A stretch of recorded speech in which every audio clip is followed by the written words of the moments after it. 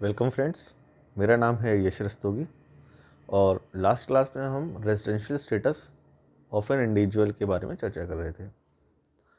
तो last class में मैंने आपको residential status of an individual complete करा दिया वैसे, पर अब रेजिडेंशियल स्टेटस से हमें क्या मालूम हुआ?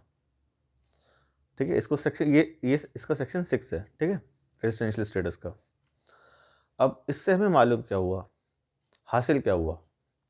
हमें एक इंडिविजुअल का रेजिडेंशियल स्टेटस हासिल हुआ कि भाई वो रेजिडेंट है या नॉन रेजिडेंट है। और रेजिडेंट है तो वो रेजिडेंट एंड ऑर्डिनरी रेजिडेंट है या फिर resident but not ordinary resident है।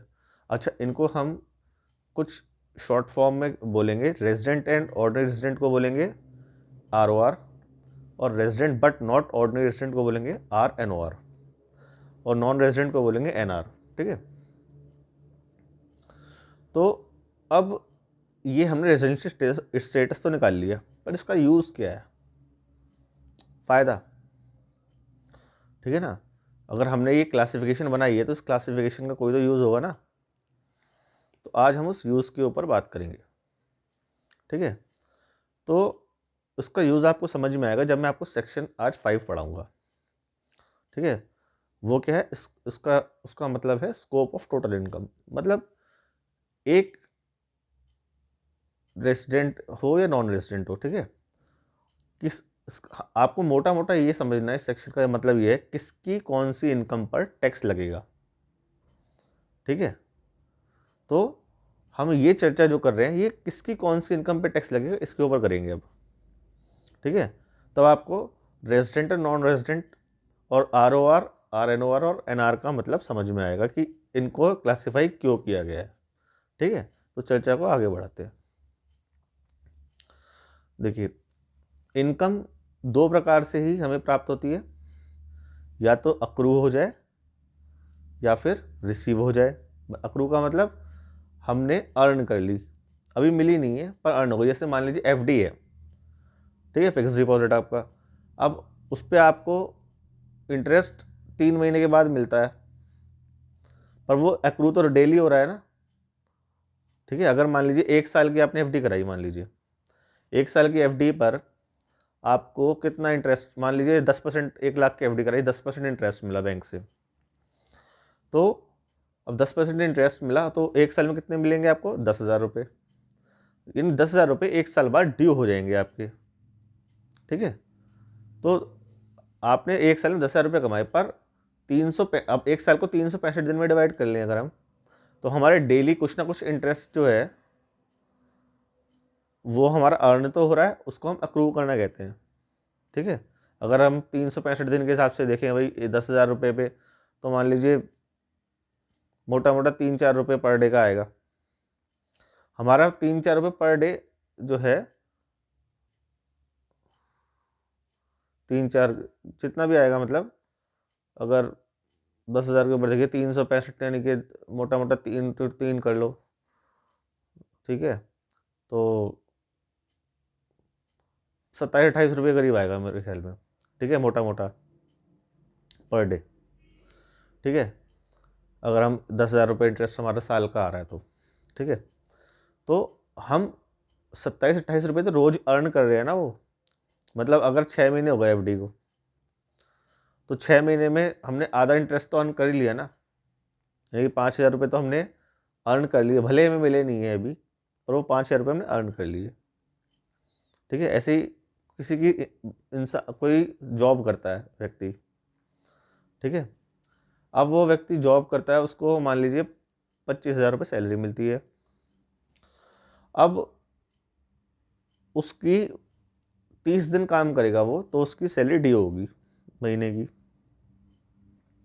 कि भाई 1 महीने के बाद 5 या 6 तारीख को या 7 तारीख को उसको एम्प्लॉयर 25,000 रुपये देगा।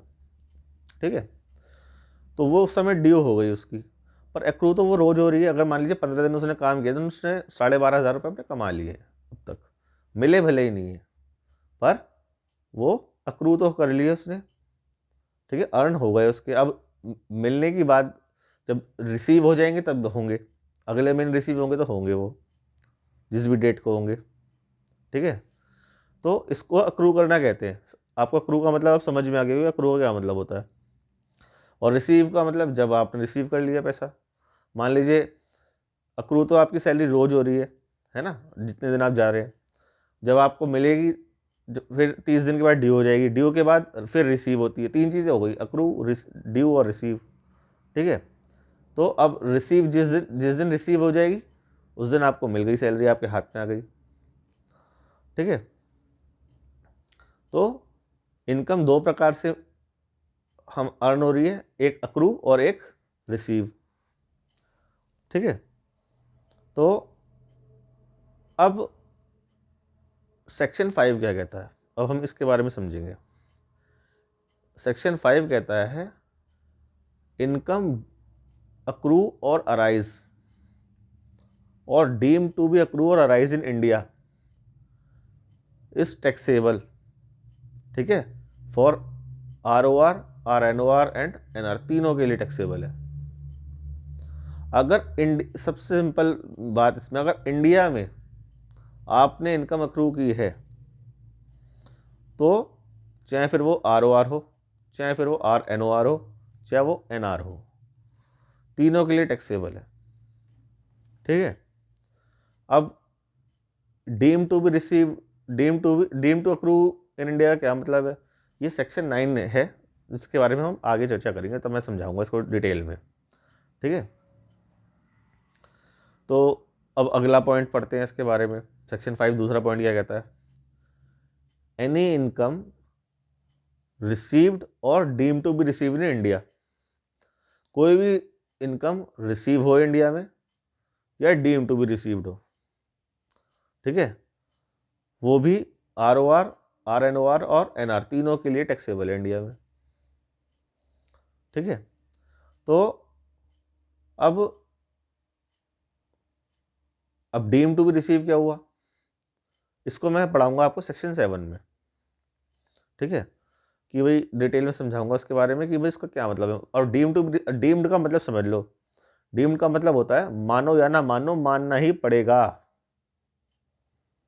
ठीक है, ये अपने मन में इस बात को बिठा लो, जहाँ डीम्ड लिखा हुआ आ गया ना, तो उसका मतलब है गवर्नमेंट आपसे कह रही है मानो या ना मानो, मानना ही पड़ेगा आपको।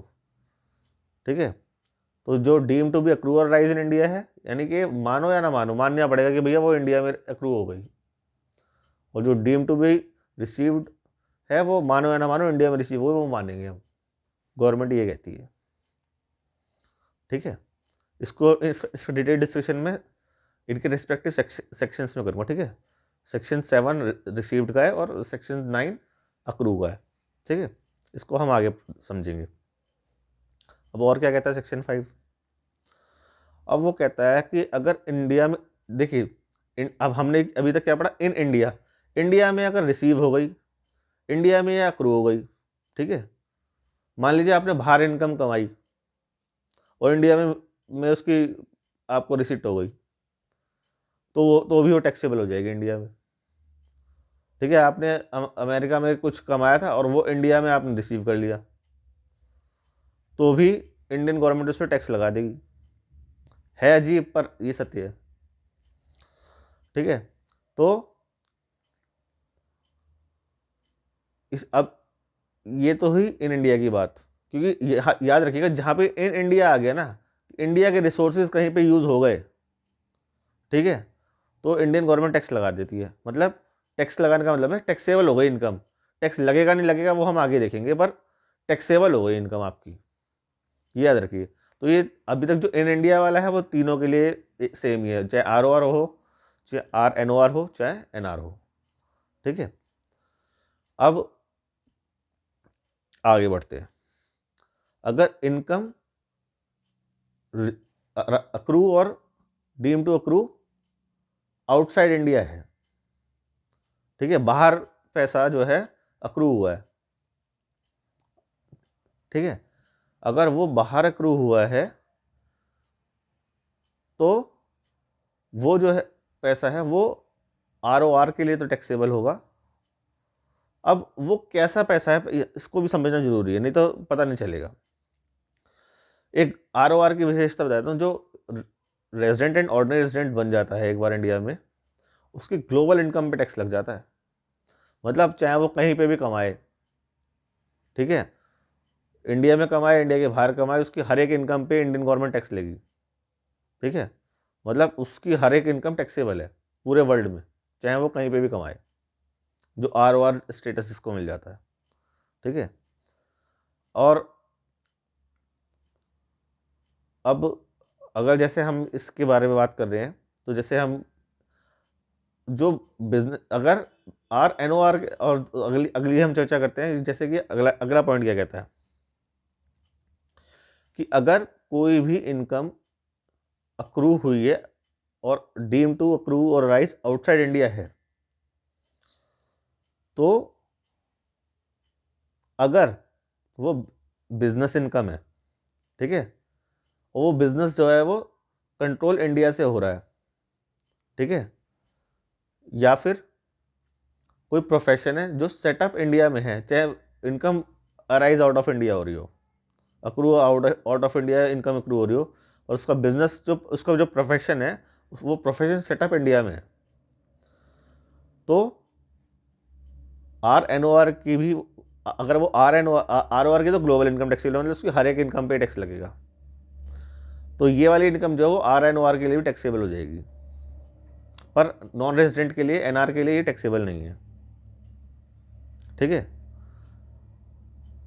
मतलब ये हुआ कि भाई अगर आप मान लीजिए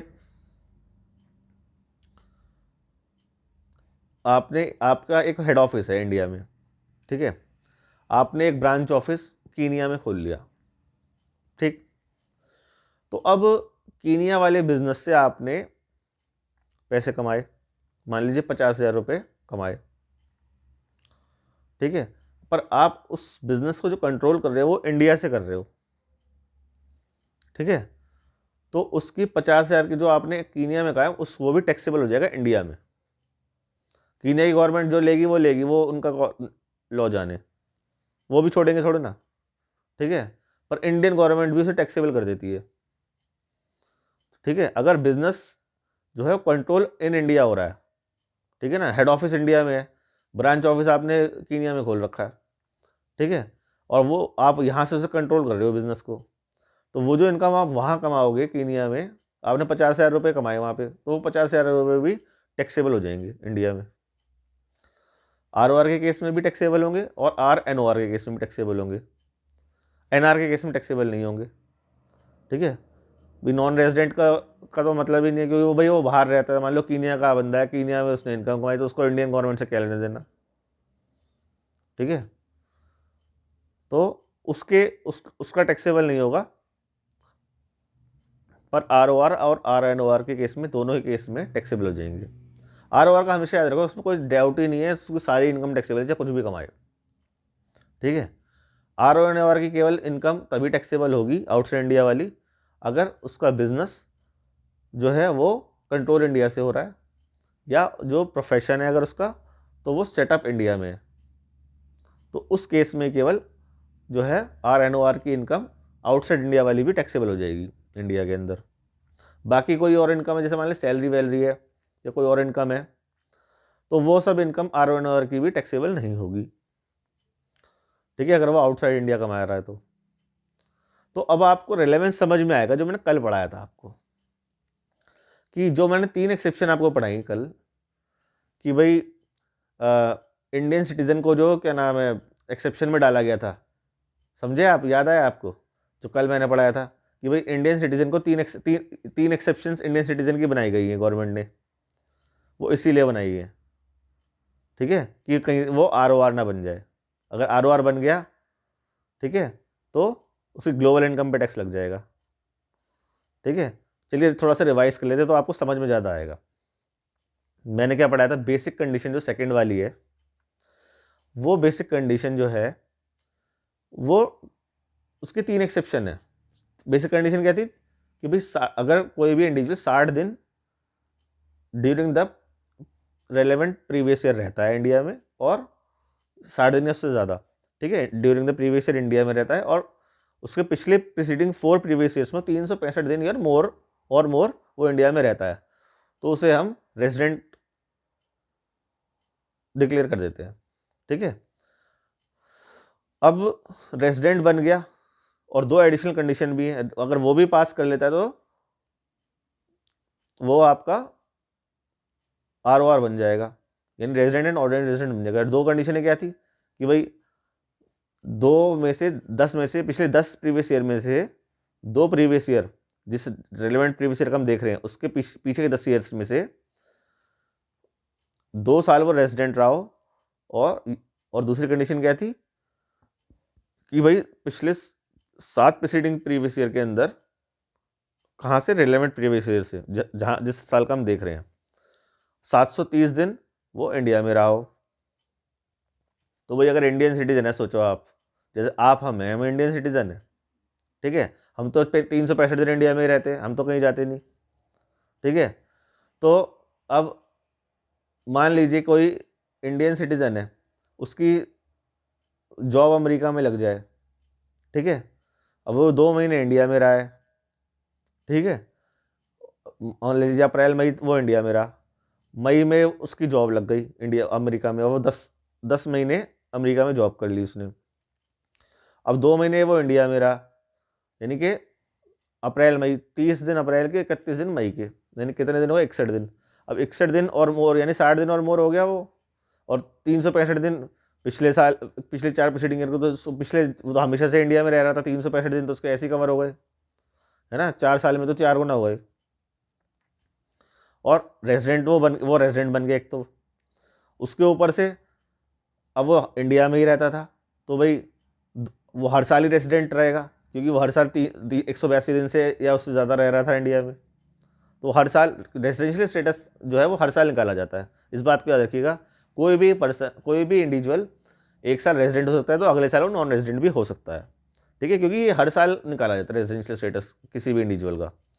तो अब इस एग्जाम्पल में वो जो मान लीजिए मिस्टर ए हैं, ठीक है, वो इंडिया में ही रहते थे हमेशा से, वो तो 25 साल, अगर मान लीजिए 25 साल के हैं वो, और वो इंडिया में रहते हैं, अब उनकी जॉब लग गई बाहर, वो बाहर चले गए, 2 महीने वो बाहर इंडिया में रहे थे इस साल, और बाकी वो 10 महीने वो अमेरिका में रहे। अमेरिका में उन्होंने 10 लाख रुपए कमाए, इंडिया में उन्होंने 1 लाख रुपए कमाया। तो अब अगर ये एक्सेप्शन हम ना लगाते, हमने एक्सेप्शन क्या पड़ी थी कि भाई कोई इंडिया छोड़ के गया है फॉर एम्प्लॉयमेंट पर्पस और इंक्लूडिंग सेल्फ एम्प्लॉयमेंट, अब वो उस एम्प्लॉयमेंट पर्पस के लिए गया, उसने 10 महीने अमेरिका में जॉब की, अब उसकी 10 महीने की जो, अगर उसको एक्सेप्शन में ना डालते हम, तो उसकी अमेरिका में जो उसने इनकम 10 लाख रुपए कमाई उस पर भी टैक्स लग जाता, क्योंकि वो ROR बन जाता सीधा का सीधा, अगर ये एक्सेप्शन ना होती तो। ठीक है, उसको हमने सीधा ही, गवर्नमेंट ने उसको सीधा ही NR बना दिया, और उसकी कम से कम जो उसने 1 लाख रुपये, अब उसकी 1 लाख रुपए जो उसने इंडिया में कमाया केवल वो इनकम टैक्सेबल है, बाकी 10 लाख रुपए जो उसने अमेरिका में कमाए वो इनकम उसकी टैक्सेबल नहीं है। ठीक है, क्योंकि वो NR बन गया। तो आपको समझ में आ रहा होगा रिलेवेंस क्या है ROR, RNOR और NR का। ठीक है, तो आगे की चर्चा हम कल करेंगे। आज के लिए इतना ही, थैंक यू।